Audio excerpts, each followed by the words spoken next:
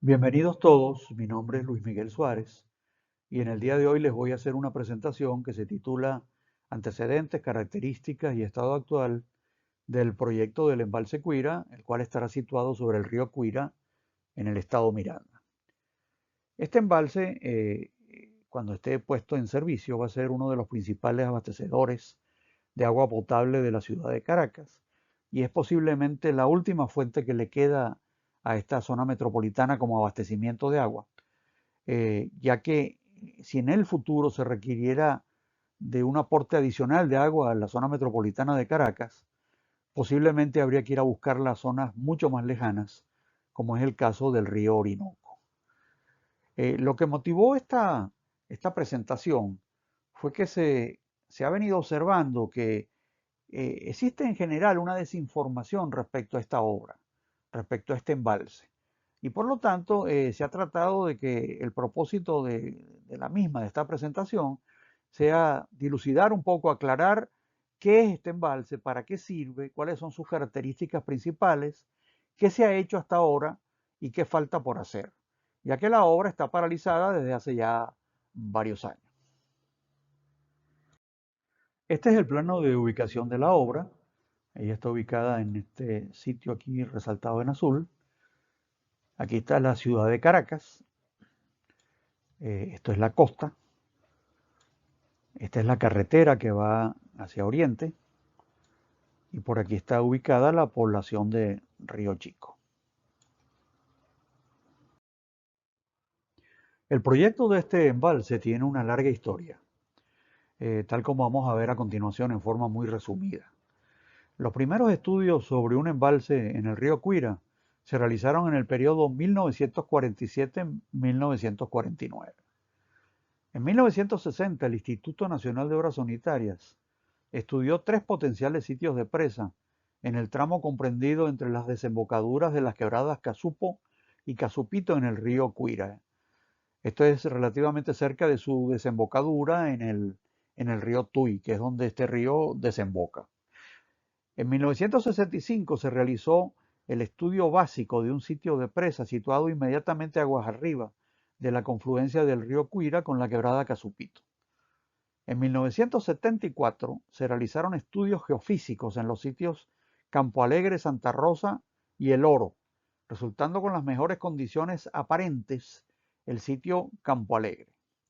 En 1976 se hicieron perforaciones en el sitio Campo Alegre, pero el mismo tuvo que ser descartado debido a las malas condiciones de fundación detectadas.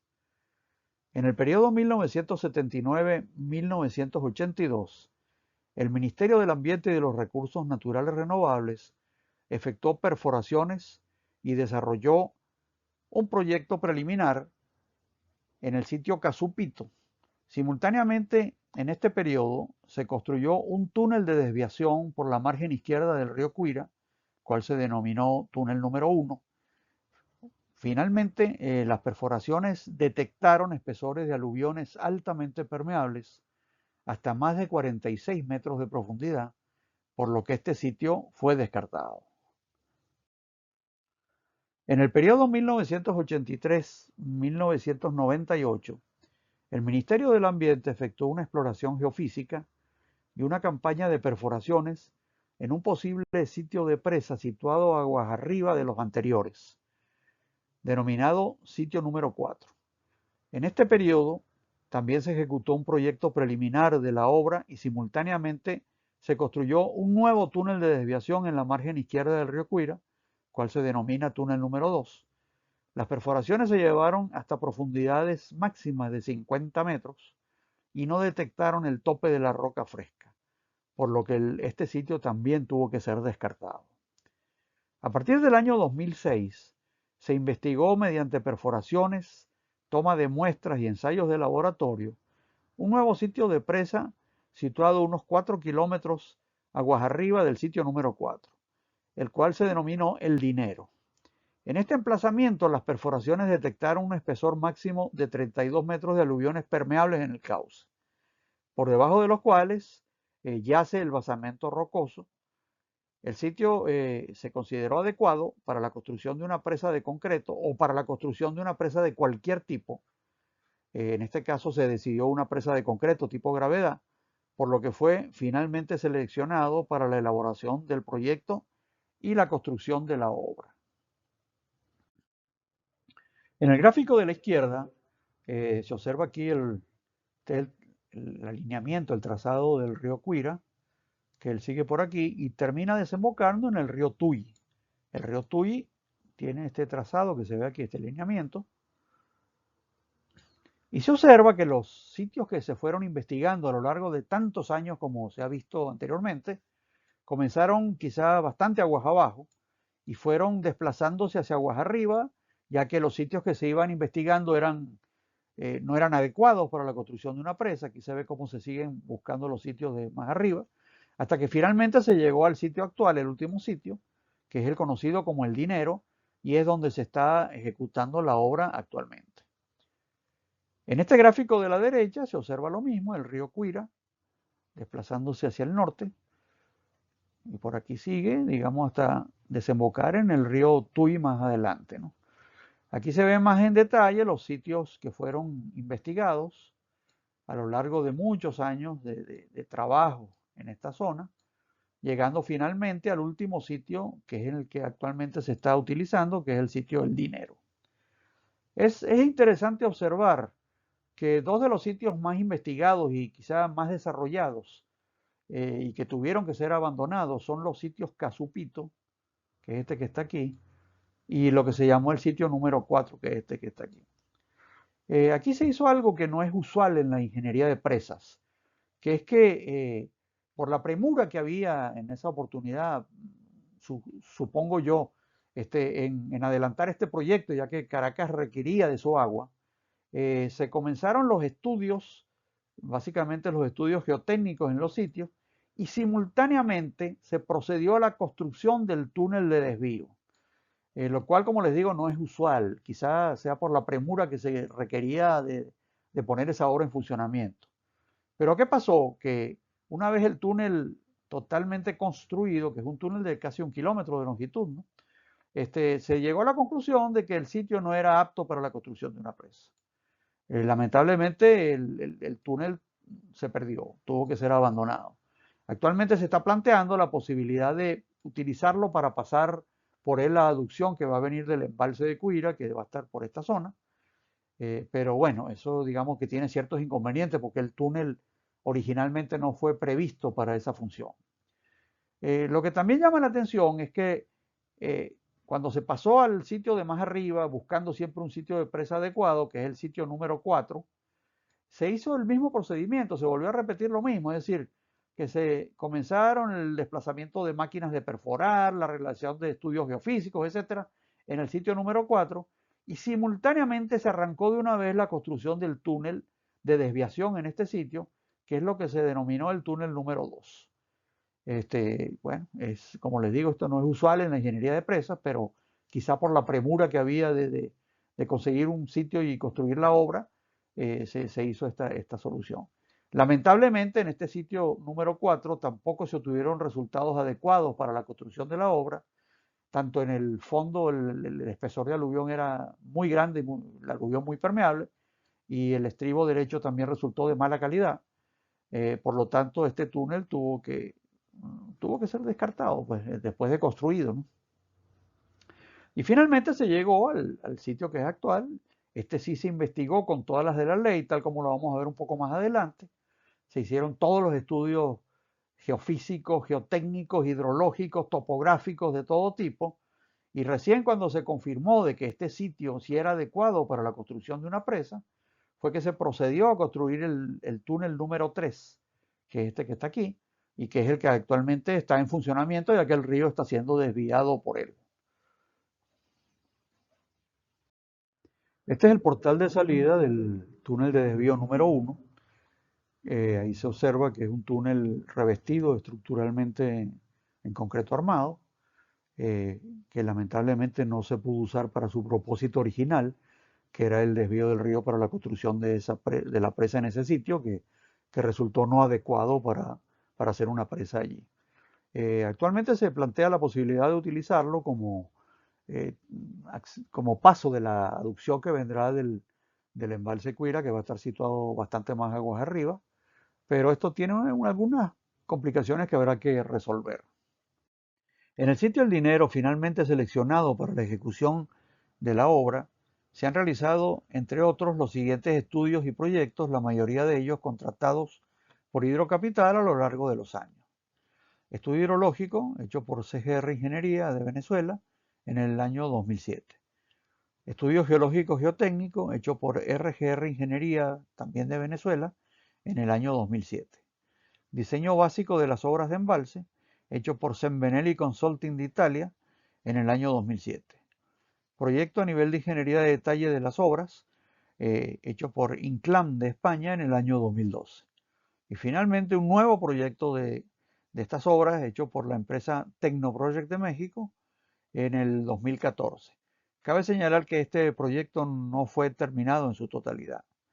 En el año 2009 se asigna la construcción de las obras de embalse a la empresa brasileña Camargo Correa, la cual dio inicio a la ejecución de las mismas con la carretera de acceso que parte de la población de Panaquira en el estado Miranda y llega hasta el sitio del Dinero. Esta carretera, con una longitud total de unos 18 kilómetros aproximadamente, presentó grandes dificultades en su construcción debido a que se trata de una zona montañosa de laderas de fuertes pendientes, con lluvias intensas, una vegetación intrincada, con árboles de gran tamaño, como corresponde al Parque Nacional Guatopo, quebradas importantes, caudalosas, que la atraviesan el trazado de esta vía en diferentes sitios, etcétera.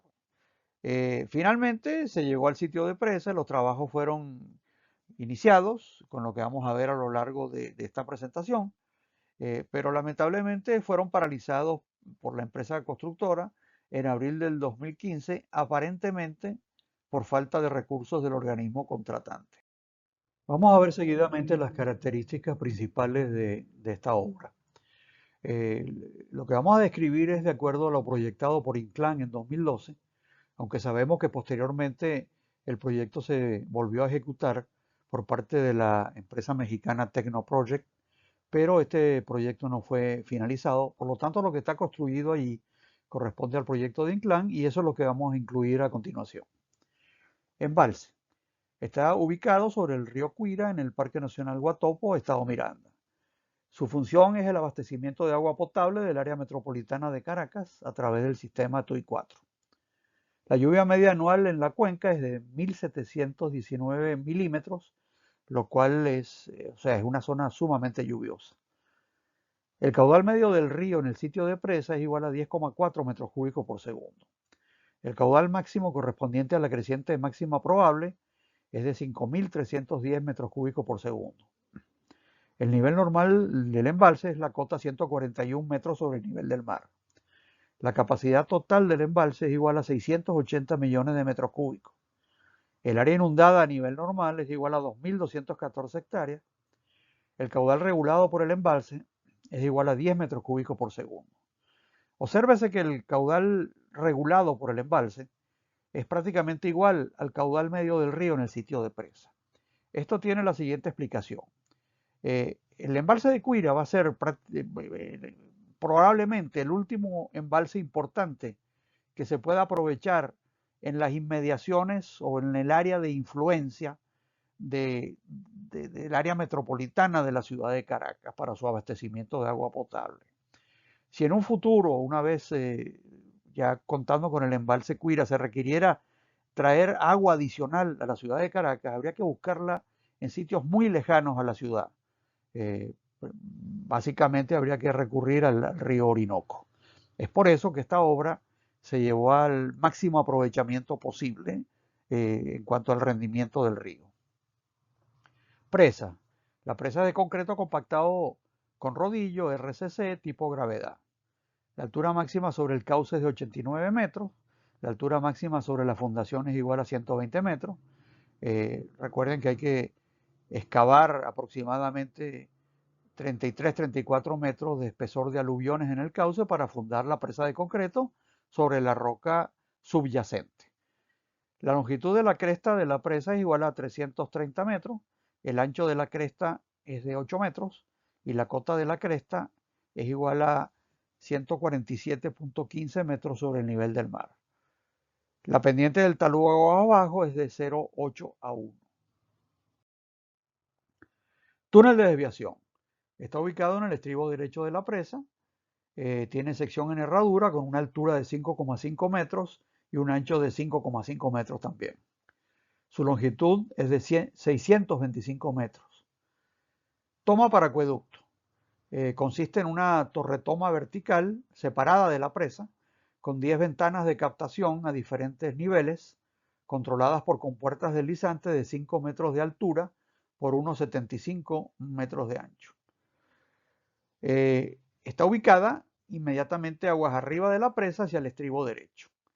La altura de la torretoma es de 98 metros y el conducto de toma consiste en una tubería de acero de 3 metros de diámetro en la base de la torretoma que atraviesa el cuerpo de concreto de la presa. Descarga de fondo. La presa dispone de una descarga de fondo constituida por un conducto de acero de 3 metros de diámetro situado en la base de la presa al lado de la toma, por supuesto provisto de sus compuertas, etcétera, para la regulación y control del flujo. El aliviadero. El aliviadero es de tipo recto de descarga libre, es decir, sin compuertas, situado sobre la presa y tiene un rápido escalonado, debido a que el paramento aguas abajo de la presa es de concreto compactado con rodillo y este siempre tiene unos escalones. La longitud del vertedero es de 75 metros y está formado por 5 vanos de 15 metros de largo cada uno. La cota de la cresta del aliviadero, de la cota de vertido del aliviadero es la 141 metros sobre el nivel del mar. El caudal de diseño del aliviadero es 1.849 metros cúbicos por segundo, correspondiente a la creciente máxima probable transitada por el embalse. El nivel de aguas máximas correspondiente a la creciente máxima probable en el embalse es la 146,29 metros sobre el nivel del mar. Y la estructura terminal es un disipador de energía de resalto hidráulico de grandes dimensiones, tal como vamos a ver seguidamente. En esta imagen corresponde a una planta general de la obra, donde se ven los distintos componentes de la misma, de acuerdo al proyecto ejecutado por Inclán en el año 2012. Esta es la cresta de la presa. Se observa que tiene una cierta curvatura pequeña, pero no es una presa de arco, es una presa tipo gravedad con una ligera curvatura. Esta parte central corresponde al aliviadero, aquí se ve el rápido del aliviadero y aquí se ve el pozo disipador de energía, que es todo esto que está aquí, que es de grandes dimensiones. Aquí está la torretoma vertical, que está ligeramente separada de la cara aguas arriba de la presa. Este es el conducto que atraviesa la presa de la toma y a un lado está el conducto de la descarga de fondo. Esta es una sección típica vertical de la presa del proyecto de Inclán. La presa tiene una altura de 89 metros, como dijimos, hasta el cauce. El nivel del cauce es esta línea punteada que se ve por aquí, pero tiene 120 metros de altura máxima hasta el punto más bajo de la fundación, ya que, como dijimos, es necesario excavar unos 33 metros aproximadamente de material aluvional del cauce para fundar la presa sobre el basamento rocoso. El proyecto de Inclán incluye un rápido, ¿no? Como dijimos, esto no lleva compuertas en el aliviadero, es de descarga libre, pero el aliviadero termina en un pozo disipador de energía de resalto hidráulico, pero de unas grandes dimensiones, muy grandes, tal como vamos a ver a continuación. Esta es una vista de una sección transversal típica del disipador de energía de resalto hidráulico y se observa la magnitud de este disipador de energía, ¿no? Tiene una profundidad respecto al cauce de 40,5 metros y tiene un ancho en la superficie, en el punto más ancho, de 68,25 metros.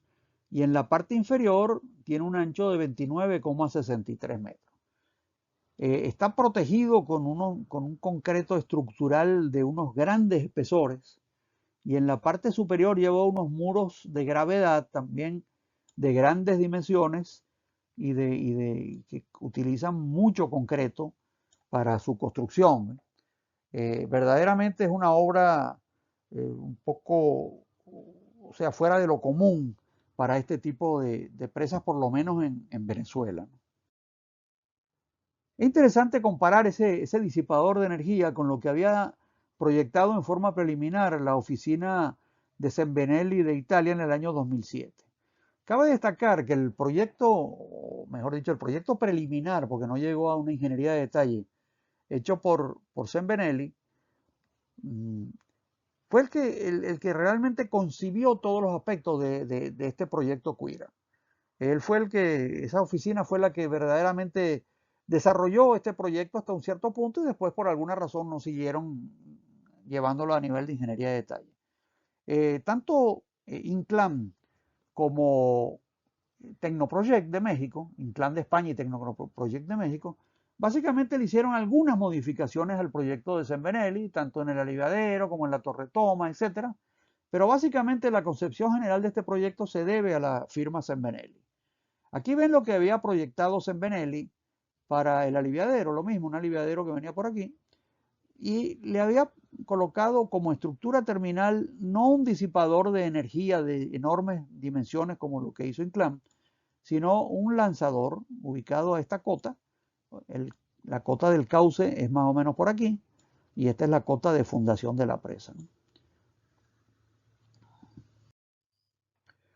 De igual manera, el último proyectista que participó aquí, que fueron Tecnoproject de México, en el año 2014, y que por alguna razón no concluyeron su proyecto a nivel de ingeniería de detalle, hizo lo mismo que Sembenelli, es decir, proyectó un aliviadero con un rápido y como estructura terminal un lanzador. Esto hace pensar que la idea de volver a la solución inicial de Sembenelli, que también fue compartida por la gente de Tecnoproject, debiera volverse a reevaluar, ya que muchísimas presas en el mundo tienen este tipo de lanzadores. Son estructuras mucho más económicas y mucho más fáciles de construir que el enorme disipador de energía que se proyectó para esta obra. Aquí tienen una vista frontal, ya seguimos con el proyecto de Inclán, de la presa. Aquí está una vista de la cara aguas arriba de la presa. Aquí está el aliviadero con sus 5 vanos separados. Y aquí está la torre toma, que es una estructura independiente, aunque muy cercana a la cara aguas arriba de la presa. Esta es una vista de la cara aguas abajo de la presa. Aquí se ve el aliviadero, los 5 vanos del aliviadero. Aquí se ve la salida de la toma y de la descarga de fondo. Y aquí se ve el gran disipador de energía de resalto hidráulico proyectado por Inclán. Este es un detalle de la torre toma proyectado por Inclán. Aquí se ve que la misma es separada de la presa, aunque poco separada, digamos, con una serie de elementos de unión que la vinculan al talud de la presa, perdón, al cuerpo de la presa. Esta es una vista frontal de lo mismo. Y esto es un modelo que se utilizó para analizar esto por un programa de elementos finitos, para ver la dinámica, el comportamiento dinámico de esta estructura ante un sismo.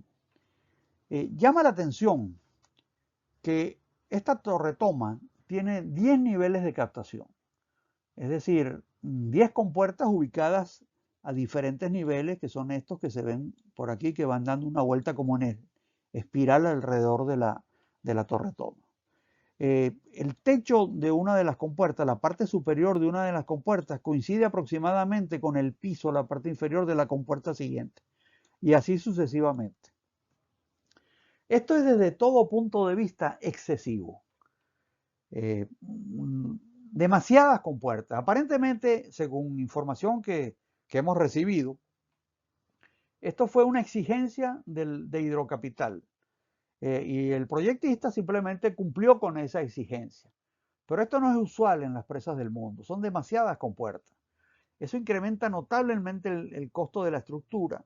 La estructura se tiene que hacer mucho más robusta para permitir el espacio para todas esas compuertas. A la vez está el costo de las propias compuertas, el costo de los vástagos, de las rejillas, de los tableros de cierre, de los mecanismos electromecánicos de operación, etcétera, etcétera, etcétera. Es la opinión personal mía que con 5 compuertas a diferentes niveles hubiera sido más que suficiente para los fines previstos.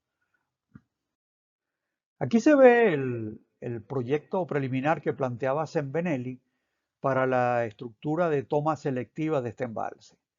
Esto es una vista frontal. Ellos proponían una toma selectiva, una especie de torre vinculada al talud aguas arriba, vinculada al cuerpo de la presa, digamos apoyada en el talud aguas arriba de la presa, anclada a la presa, que tenía solamente 5 niveles de captación, que parece que es lo más conveniente, ¿no? Hacen falta 10 niveles de captación.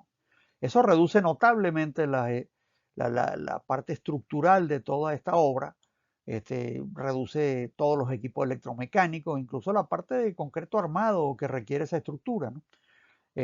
Y proponía que fueran 3 compuertas a 3 niveles diferentes en la cara frontal y después 2 compuertas, una a cada lado de la estructura. Esta pareciera que es una solución que valdría la pena volver a analizar y revisar. Esta es la solución planteada por Technoproject en 2014 para la toma selectiva. Al igual que Zembelli propone no una toma separada, una torre toma separada como lo hace pues Inclán, sino una estructura adosada al paramento aguas arriba de la presa. Esto es una vista frontal. Aquí también, aparentemente por exigencia de Hidrocapital, se utilizan 10 compuertas, lo cual parece sumamente excesivo. Este es el estado actual de la obra. Aquí se puede ver en este lado, se ve la taguía ya concluida y funcionando. El túnel no se ve, pero el túnel va por el estribo derecho y sale aquí aguas abajo de la zona de construcción de la presa, hacia el río Cuira. Esta es la contrataguía, que es una pequeña presita aguas abajo. Aquí se ve que se ha hecho ya toda la excavación de limpieza del aluvión del cauce, ha sido todo excavado, eliminado, y se ha llegado a la roca de fundación para iniciar la construcción de la presa. Pero esta no ha comenzado todavía. Actualmente esta excavación está llena con agua de lluvia, etc. Eso lo vamos a comentar un poquito más adelante. Este esquema ilustra en una perspectiva cómo se encuentra actualmente el sistema de desviación del río para la construcción de la presa. Aquí está la taguía de aguas arriba, totalmente terminada y operativa. Aquí está la contrataguía o la taguía de aguas abajo, que es una pequeña obra de tierra. Este es el túnel por el estribo derecho, túnel de desvío. Aquí está su portal de entrada y aquí está su portal de salida. Y esta es la zona, todo esto que ven aquí, es el área donde se va a construir la presa, que está actualmente inundada. Está inundada por la lluvia, etcétera, pero con toda la excavación del aluvión ya efectuada, es decir, que se llegó con la excavación hasta el basamento rocoso, y eso estaba listo ya para en poco tiempo más comenzar a subir la presa de concreto, o sea, a construir la presa de concreto, pero en ese momento la obra fue paralizada. Este esquema representa el perfil longitudinal del río por el sitio de presa. Aquí se ve la ataguía, aguas arriba. Esto es una preataguía que se hizo para poder permitir la construcción de la ataguía. Esta taguía tiene un núcleo central relativamente delgado de arcilla y todo este material marrón que se ve aquí es grava del río de la misma excavación. Aguas abajo está la contrataguía, que es un diquecito pequeño, para evitar que el agua que sale por aquí, que en esta zona por aquí del portal de salida del túnel, se regrese a través del aluvión o del propio cauce y nos inunde la zona de excavación para la fundación de la presa.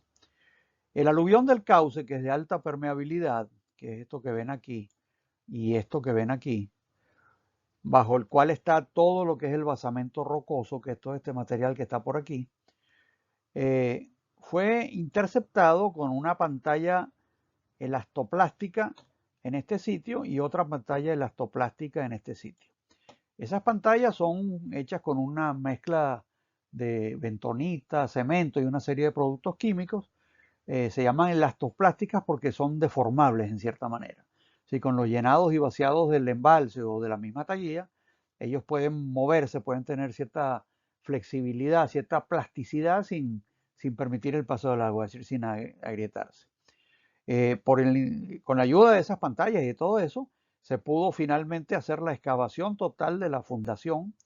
La presa va a ir fundada más o menos en esta zona, que está aquí.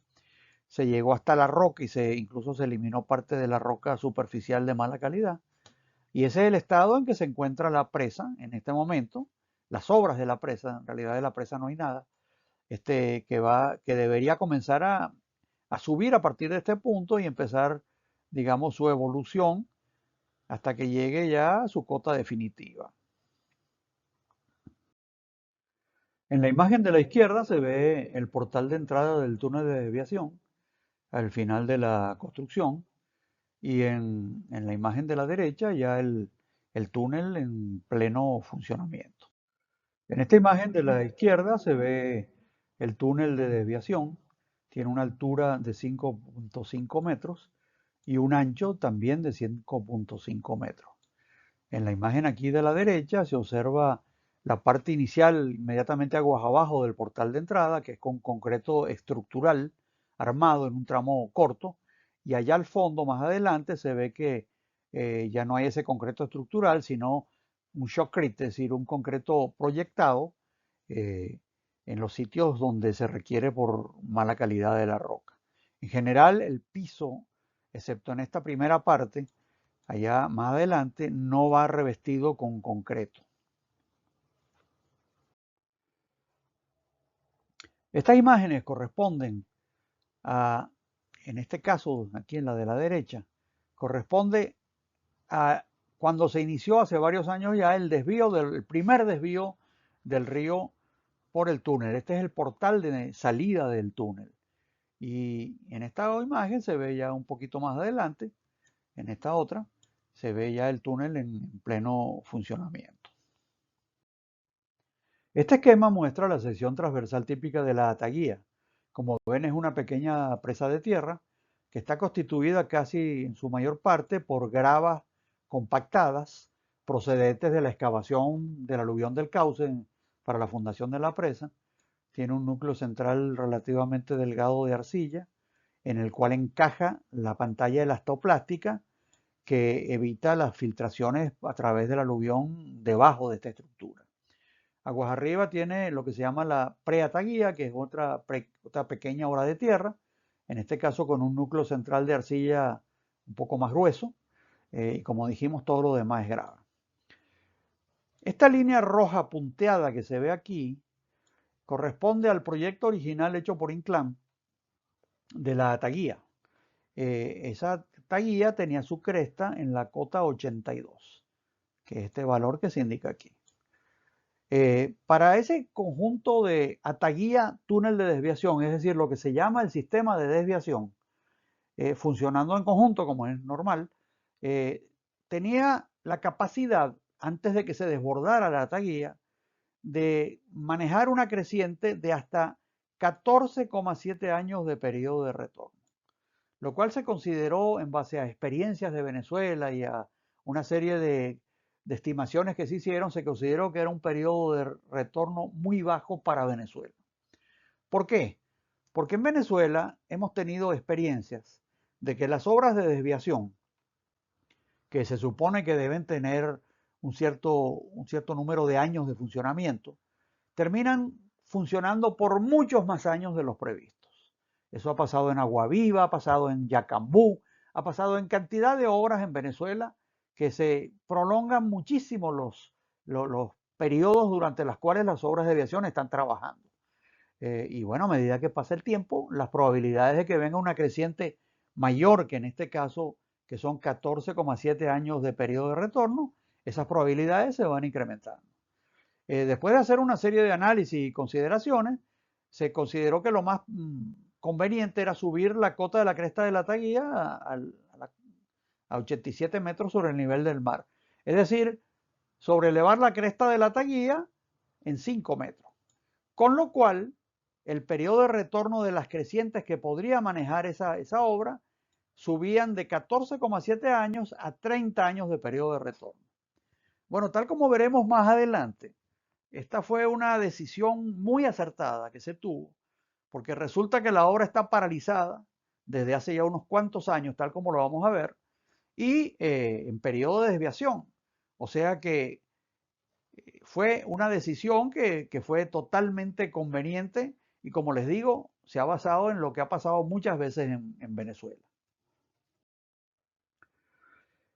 En estas imágenes se ve cuando ya se empezó a construir la taguía. Aquí se ve la pantalla elastoplástica que se construyó para interceptar el aluvión del cauce y cortar las filtraciones a través de él. Aquí se nota que algunas de las crecientes que ocurrieron tempestivamente dañaron la parte superior de esa pantalla, la rompieron en unos pedazos, pero lo que se hizo fue descabezar la pantalla, que es lo que se hace normalmente, que es lo que se está haciendo en esta imagen, que es excavar lateralmente de lado y lado de la pantalla, como se está viendo aquí, para obtener una longitud libre de la pantalla y poder compactar a ambos lados de la misma arcilla, que es la que constituye el núcleo de la taguilla. Aquí se ve un detalle de esa compactación muy minuciosa en torno a la pantalla con equipos manuales estos tipo RAN, etc. Aquí se ve la taguilla en plena construcción. Esto es la parte del núcleo de arcilla impermeable, los espaldones de grava de lado y lado. Esta es otra vista de la construcción de la taguilla. Aquí está el núcleo de arcilla, los espaldones de grava, y allí se ve aguas abajo en el estribo izquierdo cómo se está limpiando todo el material suelto del estribo para descubrir la roca. Y aquí vamos a ver que se está haciendo una galería que posteriormente servirá para la inyección y el drenaje cuando esté la presa. Aquí la taguilla estaba prácticamente lista. Entonces, como se dijo, este es el núcleo de arcilla impermeable y estos son los espaldones de grava de lado y lado. Esto es una vista donde ya está casi todo hecho en cuanto a las excavaciones. Aquí está la taguilla. El túnel el río está siendo desviado por el túnel que va por el estribo derecho y que sale aguas abajo. Por aquí está la contrataguilla. Y aquí se ha hecho la excavación del aluvión del cauce para afondar la presa. Se ha hecho la limpieza ya de los estribos. Todavía le falta, a medida que vaya subiendo la construcción de la presa, se va haciendo una limpieza adicional para descubrir la roca. Y aquí este es el talud, lo que llamamos el talud frontal de la excavación, es decir, el talud que da hacia la taguía en el aluvión del cauce, que se consideró conveniente protegerlo con una membrana para evitar que se erosionara superficialmente. Este es el detalle de la excavación de limpieza del estribo izquierdo, donde se ve la construcción de la galería mencionada. Esto es un detalle mejor todavía de la excavación de esa galería en el estribo izquierdo. Otro detalle del portal de entrada de esa galería. Aquí se ve el interior de esa galería, que ha requerido muy poco sostenimiento. Aquí se ve que hay un shotcrete y algunos anclajes, pero la mayor parte no tiene ningún tipo de sostenimiento. Así que la roca es más que todo autoportante, ¿no? Vamos a entrar en otro aspecto, que es la excavación del material del cauce, del aluvión del cauce. Esto es una vista hacia aguas arriba, ya con la excavación totalmente concluida. Aquello es el talud que está aguas abajo de la taguía sobre el aluvión del cauce, que se protegió con una membrana geotextil para la erosión. Y aquí se ve prácticamente toda la excavación terminada hasta el fondo hasta conseguir la roca de fundación. Esto es una vista más detallada de las excavaciones. Aquí se ve esto que está en la parte superior es la taguía, esta es la protección del talud frontal del aluvión aguas abajo de la taguía, se ve todo excavado. Aquí se dejó una capa de grava que no se retiró totalmente para permitir el rodaje, el paso de los equipos de movimiento de tierra y que posteriormente es retirada, pues, ¿no? Esta es finalmente la roca aflorando en el fondo de la excavación, eh, tan buscada a lo largo de los años, desde el año 1947, y tan esquiva esta roca, hasta que finalmente se llegó pues a conseguir la misma. Esto es un detalle de algunos manantialitos pequeños que había a través de las diaclasas y las fisuras y las grietas de la roca del estribo derecho, que son unas rocas de origen volcánico, es decir, tobas y metatobas, ¿no? Y esto es en el talud frontal, aquel que está inmediatamente aguas abajo de la taguía, como también surgen algunos pequeños manantialitos por aquí. Observen aquí como hay agua más o menos corriendo, aunque en pequeñas cantidades, a través del aluvión del cauce. Todas esas aguas que filtran pues, por algunos sitios de la roca, por el aluvión del cauce, fueron canalizadas, concentradas en este pequeño canal que está, esto es una vista hacia aguas abajo, que está pegado hacia el estribo derecho, y que las conduce hasta un punto de concentración más abajo, donde están unas bombas sumergibles que están permanentemente achicándose, es decir, bombeando eso fuera, ¿no? Esos caudales fueron en realidad bien pequeños, porque estuvieron comprendidos entre 40 y 60 litros por segundo durante todo el tiempo que estuvo esta excavación abierta. Tal como hemos visto, este esquema que está aquí presenta ya el estado final de las excavaciones. Esta línea que está aquí, esta línea roja punteada, corresponde al nivel de agua que posteriormente ocupó todo este recinto, tal como se ve en esta foto. Esto se inundó, tiene ya varios años ya inundado, y resaltamos esto. Por cierto, es importante ver en comparación como efecto de escala de estas personas que están aquí, que estos son aproximadamente unos 33 metros de profundidad, y como digo, todo esto está inundado actualmente.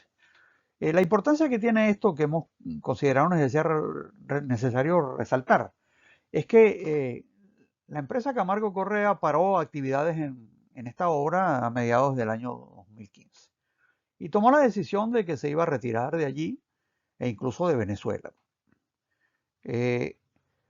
Ellos tuvieron durante varios años posteriores a eso bombeando el agua allí, achicando la fundación, es decir, manteniendo toda esta excavación en este estado, es decir, sin agua. Pero llegó un momento en que ellos ya querían concluir con todo eso y querían irse, pues, ¿no? Y eso representaba un costo importante porque tenían que tener permanentemente equipos de achique, personal, etcétera, ¿no? Vigilancia, etcétera, ¿no? Entonces plantearon que se analizara la posibilidad de que esto se permitiera que se inundara. Sobre todo querían ver qué pasaría con la estabilidad de todas estas laderas, esta ladera frontal aquí del aluvión que está relativamente cerca de la taguía, etcétera, ¿no? Y eso fue objeto de una serie de análisis detallados que les vamos a describir seguidamente. Después de evaluar esta situación que planteó la empresa constructora, se llegó a la conclusión de que el talud crítico, es decir, el que presentaba un mayor, una mayor probabilidad de sufrir algún deslizamiento si se inundaba esta excavación, era el talud que está aguas abajo de la taguía, aquel talud revestido con un geotextil verde. Eh, Básicamente porque se encontraba muy cerca de la taguía, estaba constituido por un material suelto, granular. El talud aguas abajo de la excavación en la grava, que es este material que está aquí, no presentaba mayores problemas porque tenía una pendiente más suave de excavación y adicionalmente la contrataguía estaba relativamente retirada de este sitio y era una estructura muy pequeñita, ¿no? Los taludes laterales de roca que estarían por estos lados tampoco se consideraron susceptibles de sufrir un deslizamiento. Por lo tanto, cuando se inundara la zona con el agua, el talud que habría que analizar como talud crítico sería este talud que está aquí, o sea, este que está aquí. Eso fue objeto de gran cantidad de análisis, de consideración de diferentes hipótesis, y para no entrar en mayores detalles y no hacer esto muy largo, se llegó a la conclusión de que no había ningún problema, que eso no afectaría de ninguna manera la estabilidad de ese talud. Bueno, y esta foto tomada varios años después de que se permitió la inundación del recinto, cual se ha mantenido lleno de agua tal como se ve allí, demuestra que no ha pasado absolutamente nada y que se ha comportado todo como fue determinado por los análisis que se hicieron. En este gráfico que hemos preparado se muestra en el eje de las X los años calendarios a partir de cuando comenzó la desviación del río para la construcción de la presa, lo cual fue en el año 2013 y más precisamente el 16 de marzo del 2013. En el eje de las Y está el riesgo y la seguridad respecto al desbordamiento de la taguía. El riesgo es la línea azul, la seguridad es la línea roja. Y aquí se ve que la seguridad que presenta este sistema de desviación va disminuyendo a medida que pasan los años, lo cual es lógico, porque a medida que pasan los años, cada vez más probable que venga una creciente que supere la capacidad del sistema de desviación diseñado. Por otra parte, en forma inversa, la línea azul representa el riesgo, es decir, el riesgo de desbordamiento de la taguilla que por supuesto va creciendo a medida que pasan los años por la misma razón. Eh, cuando se diseñó esto por parte de Inclán, se supusieron unos 3 años de operación del sistema de desviación, es decir, que se suponía que a partir de esos 3 años ya la presa de concreto que se estaba construyendo aguas abajo tendría una altura igual o mayor que la de la taguilla y por lo tanto la taguilla dejaría de prestar sus servicios. Pero ¿qué sucede? Que es que en Venezuela las cosas son un poco distintas a cómo se hacen en Europa. En Europa con toda seguridad se hacen en forma mucho más precisa y mucho más, se cumplen mucho más los cronogramas, todas esas cosas que lo que tradicionalmente ha sucedido en Venezuela. Y nosotros sabemos que por experiencia aquí los desvíos en muchos casos se prolongan mucho más de lo que fueron previstos en los proyectos originales. Tenemos dos casos notables, que son la presa de Agua Viva en el estado Trujillo sobre el río Motatán, que estuvo más de 20 años en operación cuando, cuando se había previsto un desvío del orden de esto, más o menos unos 3 años. Y otro caso quizá más extremo es el de la presa de Yacambú en el estado Lara, que ya lleva más de 40 años en operación.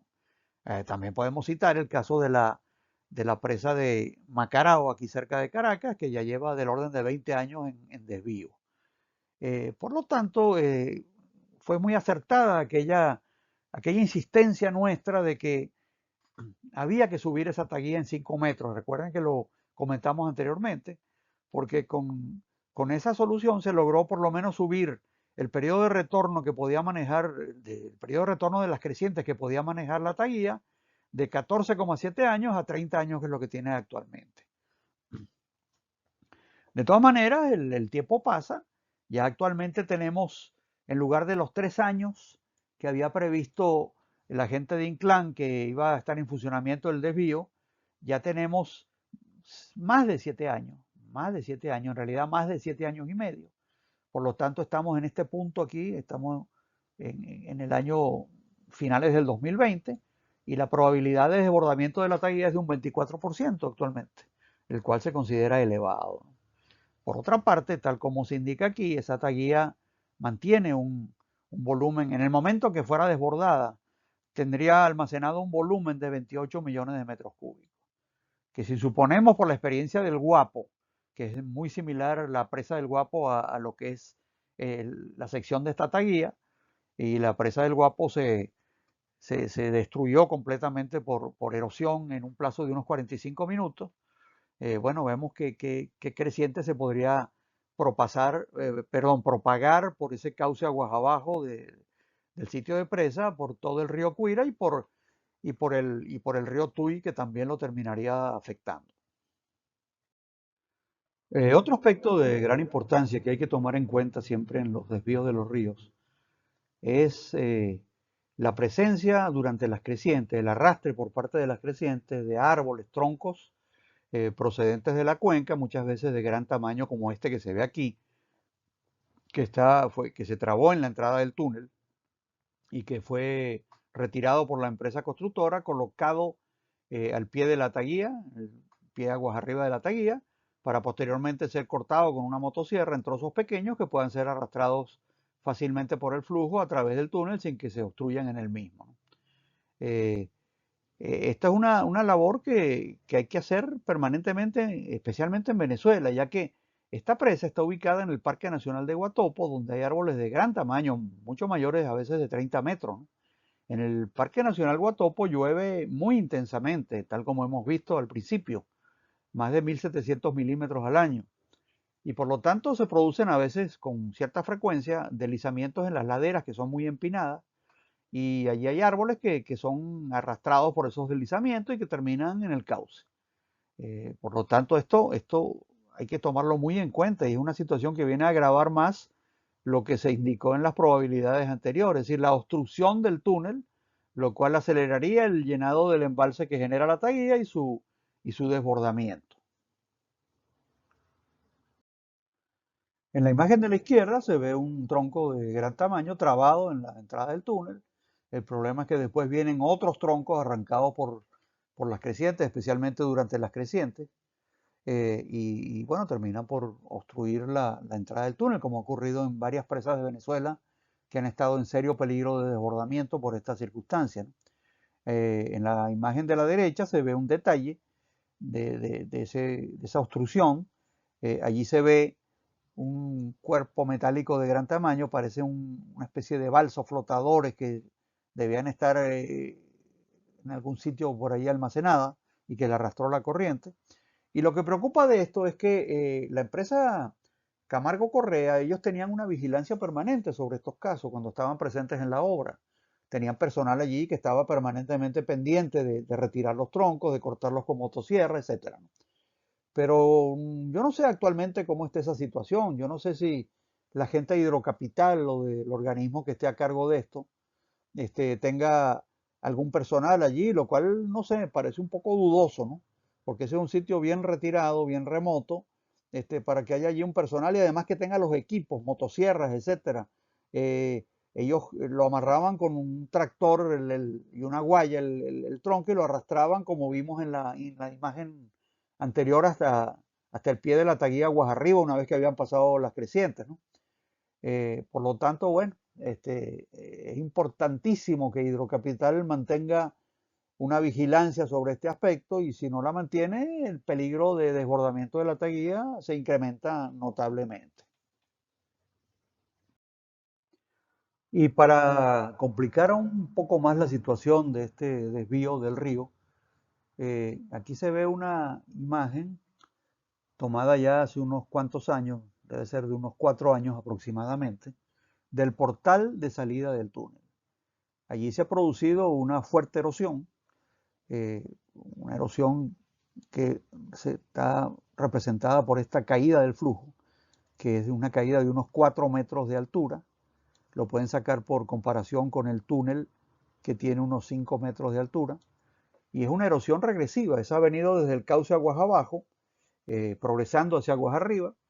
Se llama regresiva justamente porque va hacia aguas arriba, va regresando en contra del flujo.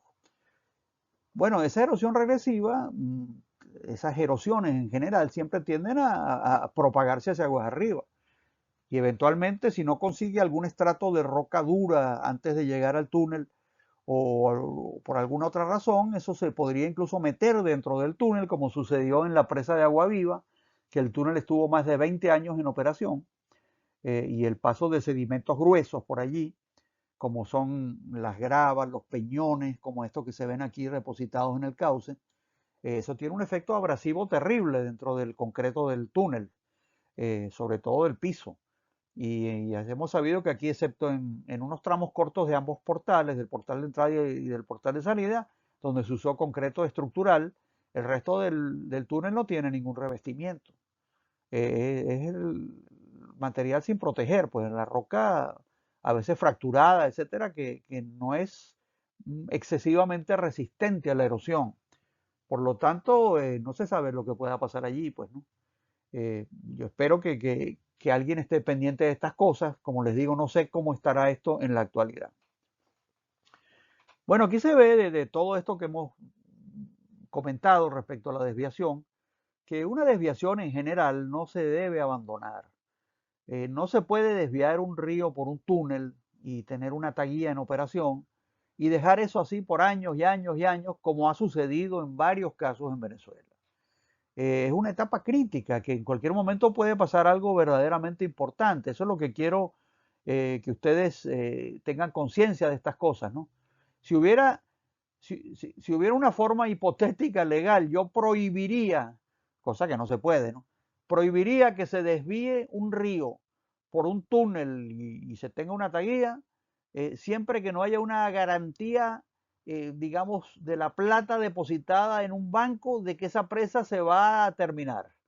Eso, como le digo, esto es una cuestión netamente hipotética e imposible de hacer. Pero yo casi que pondría una condición como esa para que nunca se desvíe un río cuando no se tenga la certeza absoluta de que esa obra se va a terminar y no se va a dejar en una situación como esta, pues, ¿no? Bueno, y ya para finalizar, les muestro esta que es la última imagen de Google Earth del sitio, ya que yo no he podido desde hace varios años visitar la obra. Aquí se ve el río Cuira entrando aquí en el portal del túnel, el portal de entrada. El túnel va por aquí, sale en este sitio inmediatamente aguas abajo de la contrataguía, que es esto que está aquí. Aquí está la taguía, todo en funcionamiento, y este es el recinto en el cual se excavó todo el aluvión del cauce, se limpiaron los estribos, etcétera, y todo estaba preparado para la construcción ya de la presa de RCC cuando la obra se paralizó. Esa zona, como les explicamos anteriormente, por las razones que ustedes ya saben, se mantiene actualmente inundada de agua. Aquí se ven las instalaciones que se tenían preparadas con todos los equipos para el procesamiento de los agregados, hilos de cemento, etcétera. Todo el equipo que es bastante complejo para la construcción de la presa de RCC, de concreto compactado con rodillo. Estos son otro tipo de instalaciones requeridas para todo el proceso de construcción de la obra. Y bueno, como hemos dicho, esto ya tiene varios años totalmente paralizado. Bueno, apreciados amigos, espero que esta exposición de hoy les haya sido de interés, que ahora estén mejor informados de en qué consiste el proyecto Cuira, qué es lo que se ha hecho, qué es lo que falta por hacer, y ojalá que en el menor tiempo posible se reinicie la ejecución de esta obra y pueda ponerse en un futuro cercano a proporcionar los servicios de suministro de agua potable que tanto requiere la ciudad de Caracas y su área metropolitana. Muchísimas gracias por su atención.